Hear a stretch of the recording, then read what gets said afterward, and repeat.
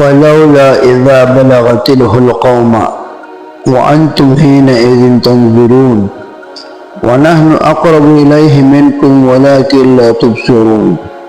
فلولا ان کنتم غیر مدینین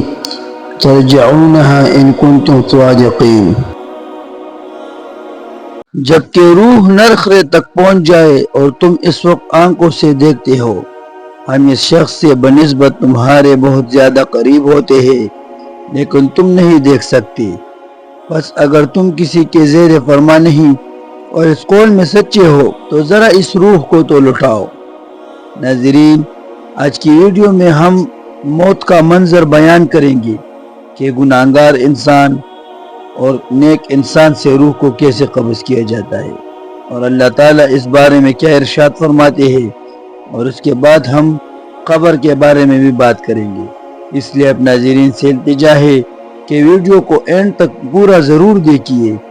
تاکہ ایمان بھی تازہ ہو جائے اور ثواب بھی ہو جائے۔ ناظرین، اللہ جل جلالہ فرما رہے ہیں کہ جب روح نرخرے تک پہنچ جاتی ہے اور وہ جان نکلنے کا وقت ہوتا ہے اور تم اس وقت مرنے والے انسان کی طرف جو موت کی سختی سے دوچار ہوگا دیکھ رہے ہوتے ہو تو اپنے فرشتوں کے ساتھ اس شخص سے بنسبت تمہارے زیادہ قریب ہوتے ہیں، لیکن تم لوگ انہیں نہیں دے سکتے۔ پھر تم کیوں نہیں اس روح کو جو ہستی تک پہنچ چکی ہے جسم میں اس کی پہلی جگہ پر لٹا دیتے اگر تم با اختیار ہو تو؟ یعنی اللہ فرماتا ہے کہ اگر تم اختیار رکھتے ہو تو ہم جو روح اس جسم سے نکالتے ہیں تو تم اس کو دوبارہ کیوں نہیں ڈال سکتے؟ ناظرین، اللہ جل جلالہ فرماتے ہیں کہ اگر آپ اس وقت دیکھیں کہ گناہگار یا ظالم لوگ موت کی سختیوں میں ہوں گے اور فرشتے اپنے ہاتھ بڑھا رہے ہوں گے کہ ہاں اپنے جانیں نکالو، آج تم کو ذلت کی سزا دی جائے گی اس سبب سے کہ تم اللہ تعالیٰ کے ذمہ جھوٹی باتیں لگاتے تھے اور تم اللہ کی آیات سے تکبر کرتے تھے۔ اور اللہ تعالیٰ فرماتا ہے کاش کہ تو دیکھتا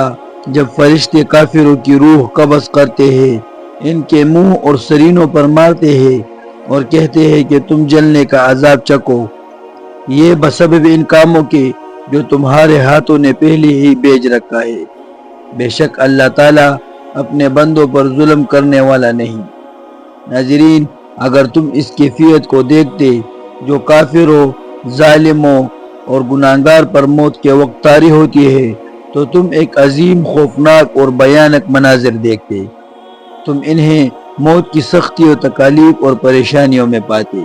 کیونکہ جب کافر کی جان نکلنے کی قریب ہوتی ہے تو فرشتے اسے عذاب، سخت قید، ہلاکت، بیڑیا، جہنم اور گرم پانی اور اللہ کے غیظ و غضب کی خبر دیتے ہیں،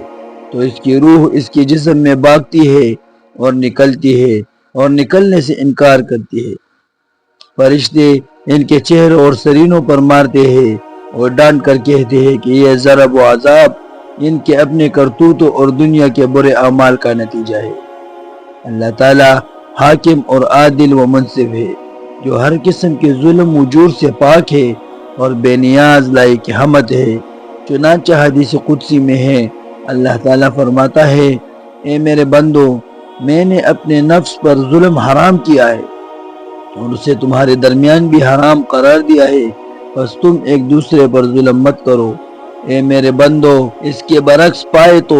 وہ اپنے ہی آپ کو ملامت کرے۔ ناظرین، اللہ جل جلالہ فرماتے ہیں جن لوگوں نے کہا کہ ہمارا پروردگار اللہ ہے پر اسی پر قائم رہے، ان کے پاس فرشتے کہتے ہوئے آتے ہیں کہ تم کچھ بھی اندیشہ اور غم نہ کرو، بلکہ اس جنت کی خوشخبری سن لو جس کا تمہیں وعدہ دیا گیا ہے۔ تمہاری دنیاوی زندگی میں بھی ہم تمہارے رفیق تھے اور آخرت میں بھی رہیں گے۔ جس چیز کا تمہارا جی چاہے اور جو کچھ تم مانگو سب تمہارے لیے ہے اور جنت میں تمہارے لیے موجود ہے۔ غفور رحیم معبود رب کی طرف سے یہ سب کچھ بطور مہمان کی ہے۔ ناظرین، اللہ تعالیٰ نے پرہیزگار مومنوں کو بشارت میں قبروں سے دوبارہ اٹھنے کے وقت بس انہیں فرشتے اللہ کی جانب سے اطمینان دلاتے ہیں اور کہتے ہیں کہ آخرت میں پیش آنے والے حالات کا اندیشہ اور دنیا میں مال و اولاد جو اپنے پیچھے چھوڑے ہیں ان کا غم نہ کرو، اور اللہ تعالیٰ ان تمام امور کے لیے کافی ہے۔ برائیوں کے ختم ہونے اور خیر کے حصول کی انہیں بشارت دیتی ہے، اور اس طرح اللہ ان کے خوف کو دور کر کے ان کی آنکھوں کو ٹھنڈک پہنچاتا ہے۔ پھر قیامت کے دن جس بڑی مشکل سے لوگ ڈریں گے وہی مومنوں کے لیے آگ کی ٹھنڈک ہوں گی، جیسا کہ فرشتوں مومنوں سے ان کی جاکنی کے وقت کہتے ہیں، ہم دنیاوی زندگی میں تمہارے رفیق تھے، ہم اللہ کے فضل و کرم سے تمہیں ہر طرح کی پریشانیوں سے محفوظ رکھتے تھے، اور اسی طرح ہم آخرت میں بھی تمہارے ساتھ ہوں گے، قبر اور سور پھونکنے کی وحشت سے تمہیں بچائیں گے، قیامت کے دن اور دوبارہ قبر سے اٹھنے وقت تمہیں خوف سے معمول رکھیں گے،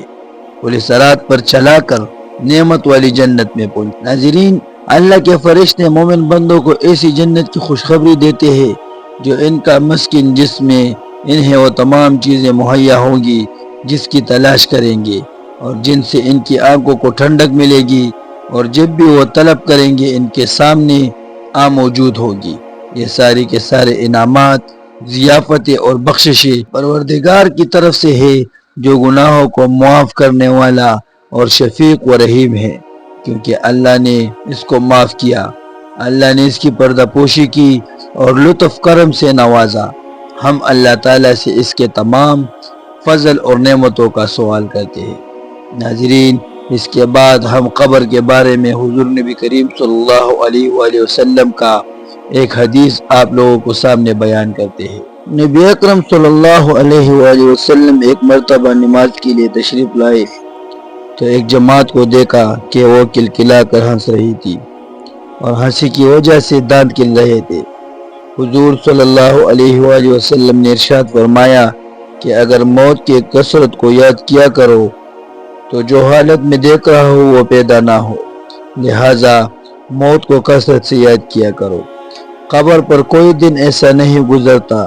جس میں وہ یہ آواز نہ دیتی ہو کہ میں بیگانگی کا گھر ہوں، تنہائی کا گھر ہوں، مٹی کا گھر ہوں، کیڑوں کا گھر ہوں۔ جب کوئی مومن قبر میں رکھا جاتا ہے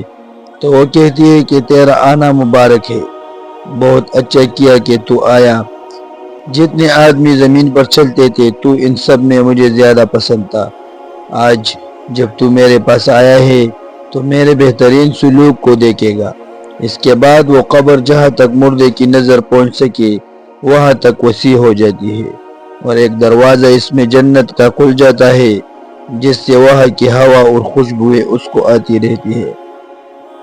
اور جب کوئی بد کردار، گناہگار، اللہ کے نافرمان قبر میں رکھا جاتا ہے تو وہ کہتی ہے کہ تیرا آنا نامبارک ہے، برا کیا کہ جو تو آیا، زمین پر جتنے آدمی چلتے تھے ان سب میں تجھ سے ہی زیادہ مجھے نفرت تھی، آج جب تو میرے حوالہ ہوا ہے تو میرا برتاؤ کو بھی دیکھ لے گا۔ اس کے بعد وہ اس طرح سے اس کو دباتی ہے کہ پسلیاں آپس میں ایک دوسرے میں گھس جاتی ہے، اور 70 اژدہے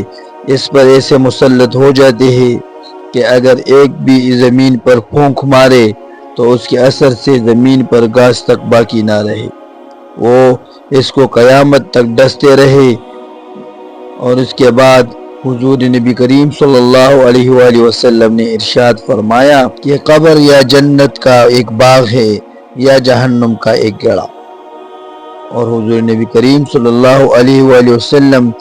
دن میں کئی مرتبہ قبر کے عذاب سے پناہ مانگتے تھے، اور حضور صلی اللہ علیہ وآلہ وسلم فرماتے ہیں کہ اگر مجھے یہ ڈر نہ ہوتا کہ تم اپنے مردوں کو دفن کرنا چھوڑ دو گے تو میں اللہ سے دعا کرتا کہ تم کو قبر کے عذاب کو سنائے۔ ناظرین، اللہ کا خوف بڑی ضروری اور اہم چیز ہے، یہی وجہ ہے کہ حضور اقدس صلی اللہ علیہ وآلہ وسلم اکثر کسی گہری سوچ میں رہتے تھے، اور موت کا یاد کرنا اس کے لیے مفید ہے، اسی لیے حضور اقدس صلی اللہ علیہ وآلہ وسلم نے یہ نسخہ ارشاد فرمایا، کبھی کبھی موت کو یاد کرتے رہنا بہت ہی ضروری اور مفید۔ ناظرین، یہ تھی قبر کے بارے میں اور موت کے منظر کے بارے میں ویڈیو، امید ہے کہ آپ لوگوں کو پسند آئی ہوگی اور اس سے بہت زیادہ فائدہ ملا ہوگا۔ ثواب کی نیت سے اس ویڈیو کو آگے شیئر کریں لائک کرے اور اگر چینل پر نئے ہو تو چینل کو سبسکرائب کرے۔ ملتے ہیں اگلی ویڈیو میں، تب تک کے لیے اپنا خیال رکھیے۔ السلام علیکم ورحمۃ اللہ وبرکاتہ۔